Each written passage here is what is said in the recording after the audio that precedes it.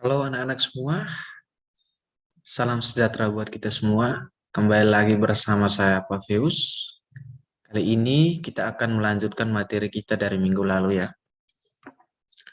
Sebelumnya kita sudah mempelajari tentang pembelahan sel dan struktur dan fungsi organ reproduksi pria. Sekarang kita akan membahas tentang struktur dan fungsi organ reproduksi wanita atau perempuan. Ya.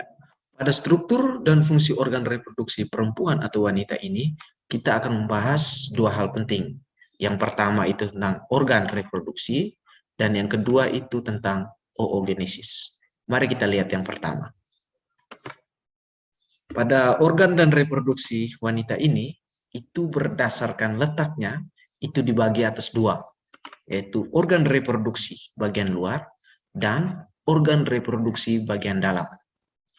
Pada organ reproduksi bagian luar itu terdiri atas yang pertama itu vulva. Vulva ini merupakan celah terluar dari organ reproduksi wanita. Dan vulva ini merupakan muara dari saluran urin dan saluran reproduksi. Yang kedua ada namanya labium.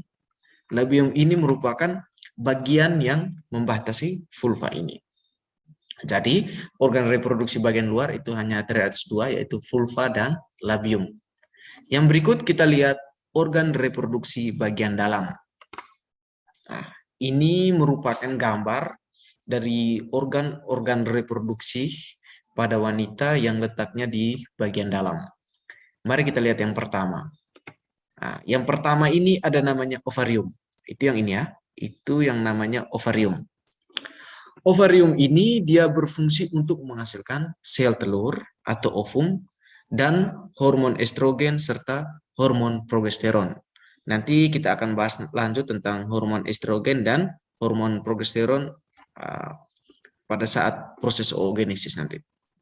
Yang berikut, sel telur yang sudah dihasilkan itu nanti berkembang di dalam namanya folikel ya. Nanti ada namanya folikel de Graaff ya, folikel de Graaff. Yang berikut, sel oosit atau calon sel telur itu dia berkembang sejak awal kehidupan dari wanita. Jadi dia sudah berkembang, kemudian dia berhenti sejenak.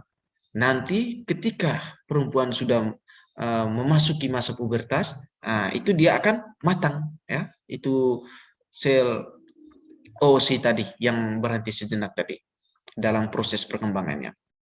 Yang berikut ada namanya sel telur yang sudah masak itu atau sudah matang itu nanti akan dilepaskan dari ovarium ini. Jadi setelah dihasilkan di ovarium, dia berhenti sejenak ya. Ketika masa pubertas, prosesnya berlangsung lagi, dan ketika sudah matang, nanti sel telur akan dilepaskan ini. Dilepaskan terus. Dan proses terjadi pelepasan sel telur ini terjadi sebulan sekali ya, atau secara periodik ya, itu namanya periodik. Yang berikut, proses pelepasan sel telur dari ovarium ini itu namanya ovulasi ya, peristiwa ovulasi. Yang berikut kita lihat bagian yang berikut, yaitu ada namanya infundibulum ya, infundibulum. Itu yang ini nih. Infundibulum. Nah, ini ya, infundibulum.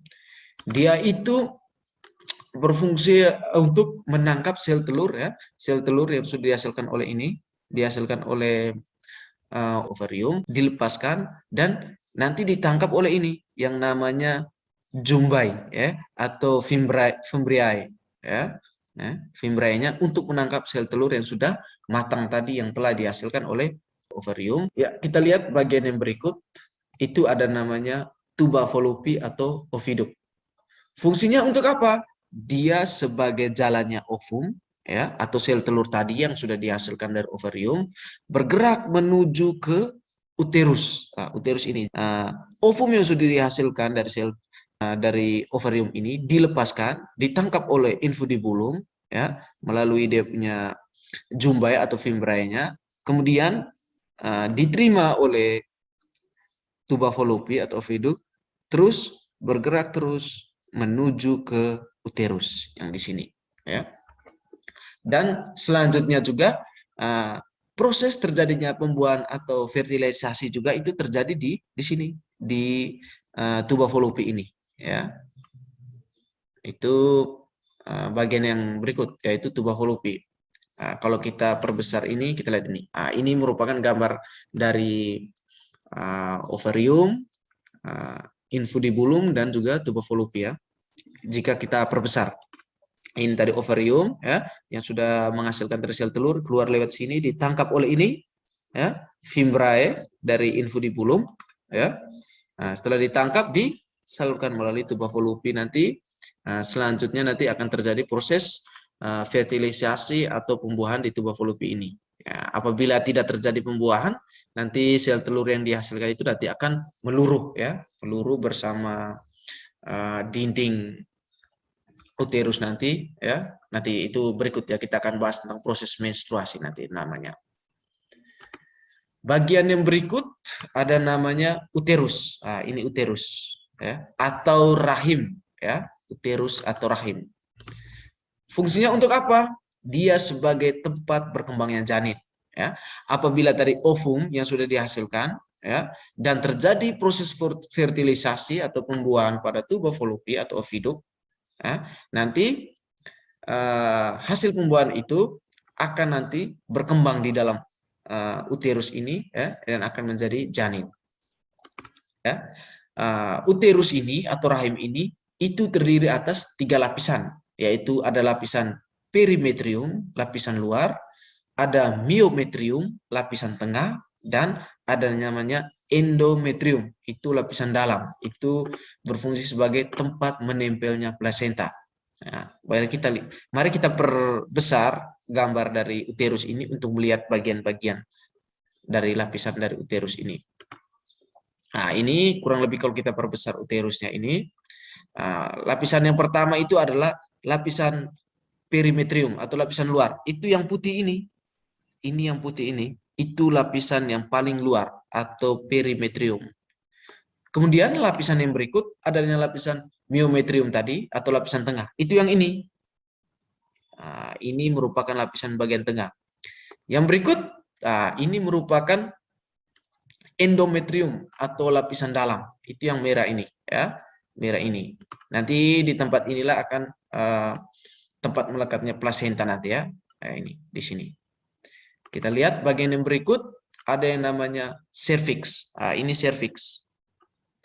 Fungsi dari serviks ini untuk apa? Dia untuk mengalirkan darah, ya, ke vagina, ke bawah ini, ya, pada saat terjadi peristiwa menstruasi.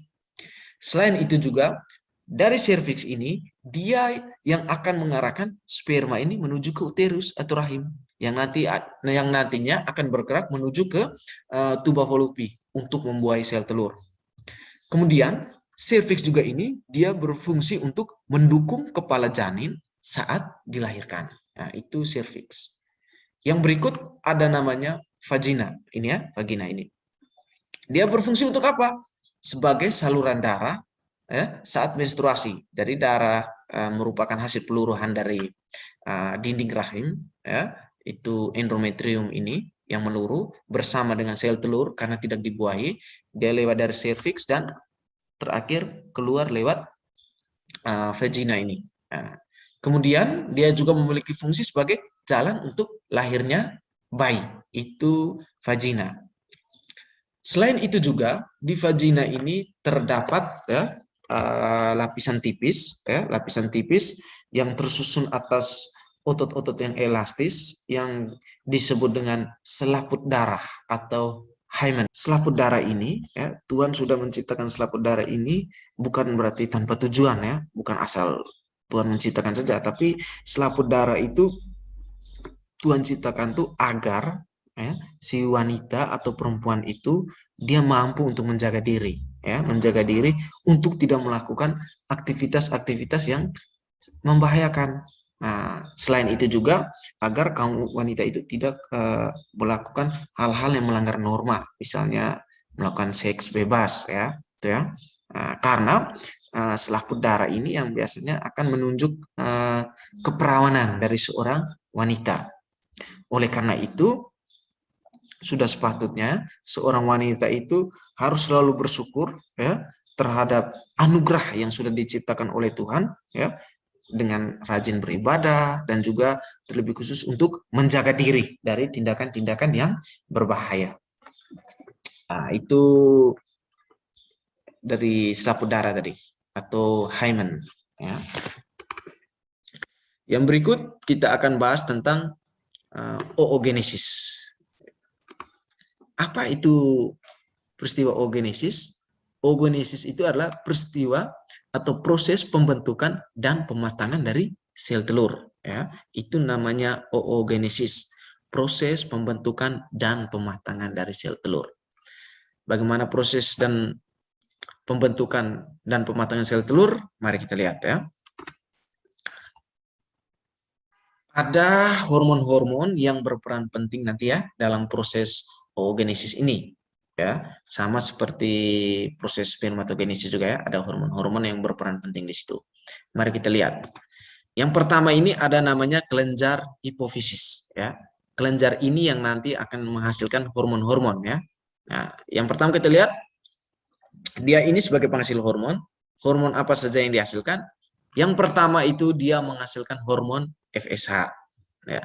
Nanti hormon FSH ini akan merangsang follicle the graft yang ada di dalam ovarium.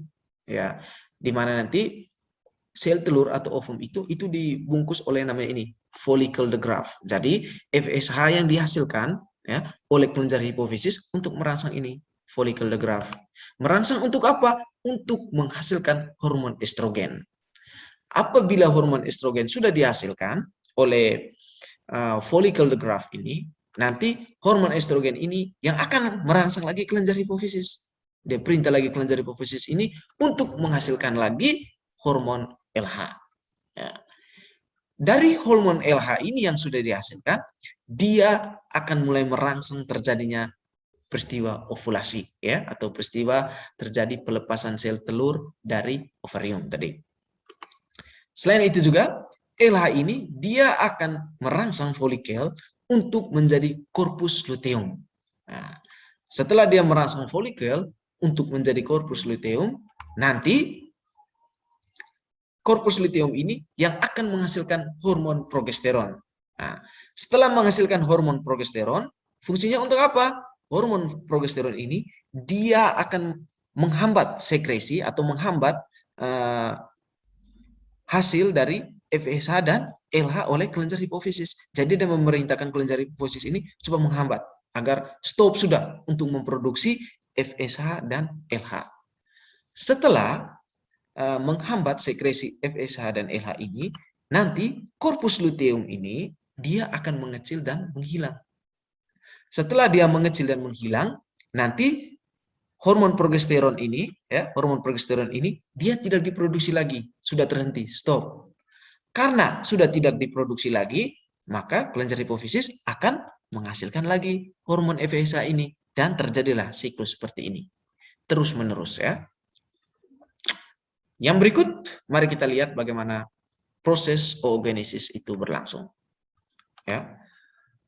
Peristiwa oogenesis ini berlangsung ketika sel indung telur ya, yang ada di dalam ovarium itu dia membelah, ya, dia membelah menjadi yang namanya oogonium, ya, yang sifatnya adalah diploid. Ya. Nanti oogonium ini dia akan berkembang ya, menjadi yang namanya oosit primer. Jadi oogonium ini dia berkembang menjadi oosit primer yang juga sifatnya adalah diploid. Ya. Dan peristiwa oogonium menjadi oosit primer ini terjadi sejak wanita itu dalam kandungan. Ya. Nanti ya setelah ya ini setelah wanita itu lahir dan dia berkembang sampai ke masa pubertas, nanti oosit primer ini dia akan lanjut berkembang lagi ya. Oosit primer ini dia berkembang lagi menjadi oosit sekunder dan badan polar primer ya. Jadi oosit primer ini dia membelah ya, membelah menjadi oosit sekunder dan badan polar primer. Nah, oosit primer ini itu bersifat haploid, ya, haploid. Kemudian oosit sekunder ini dan badan polar primer ini dia aktif membelah lagi, ya. Oosit sekunder ini dia membelah menjadi ootit dan satu buah badan polar sekunder, ya. Oosit sekunder ini dia membelah menjadi ootit dan satu buah badan polar sekunder, dan badan polar primer ini dia membelah menghasilkan dua badan polar sekunder. Yang nantinya ootit ini dia akan berkembang, ya, menjadi ovum atau sel telur yang sifatnya juga haploid. Ya, nanti ketiga badan polar sekunder ini ya dia hanya mengalami degenerasi, ya, dia tetap menjadi badan polar atau ini akan menjadi namanya polosit, ya, yang nantinya tidak memiliki fungsi apa-apa. Dia juga nanti akan keluar, ya, dalam proses menstruasi juga. Ya, proses pada oosit primer menuju ke oosit sekunder itu terjadi namanya proses meiosis 1. Kemudian dari oosit sekunder menuju ke ootit itu namanya meiosis 2. Dan perkembangan yang dialami dari ootit menuju ke ovarium itu yang mengalami yang namanya diferensiasi, ya. Itu namanya perubahan menuju ke arah yang dari sel itu menuju ke arah yang lebih spesifik atau lebih khusus, ya. Dia menjadi sel telur ini. Peristiwa dari oosit primer sampai ke ovum ini itu terjadi dimulai pada saat pubertas, ya. Dia mulai pada saat wanita memasuki masa pubertas hingga masa menopause. Tapi setelah masa menopause selesai, tidak ada terjadi lagi ini peristiwa oogenesis terjadi dalam wanita. Yang berikut mau simpulkan mengenai peristiwa-peristiwa yang terjadi dalam oogenesis. Yang pertama, itu berlangsung di dalam ovarium, ya. Jadi peristiwa oogenesis ini berlangsung di dalam ovarium. Kemudian untuk setiap oosit primer akan dihasilkan satu ovum tadi dan 3 badan polar. Nah, kemudian oogenesis ini dimulai saat wanita itu dalam kandungan atau dalam janin, ya. Kemudian dia berhenti sejenak, ya, atau berhenti sementara setelah dia lahir, dan dilanjutkan lagi ketika dia sudah memasuki masa pubertas atau remaja. Kemudian saat ovum yang dihasilkan oleh ovarium itu habis, maka wanita akan mulai memasuki masa menopause, ya. Sekian materi kita mengenai organ reproduksi pada wanita dan proses oogenesis. Berikutnya kita akan melanjutkan materi mengenai peristiwa menstruasi dan juga fertilisasi. Jangan lupa subscribe, ya, channel Pak ini dan share atau bagikan ke teman-teman yang membutuhkan materi ini. Sekian dan terima kasih.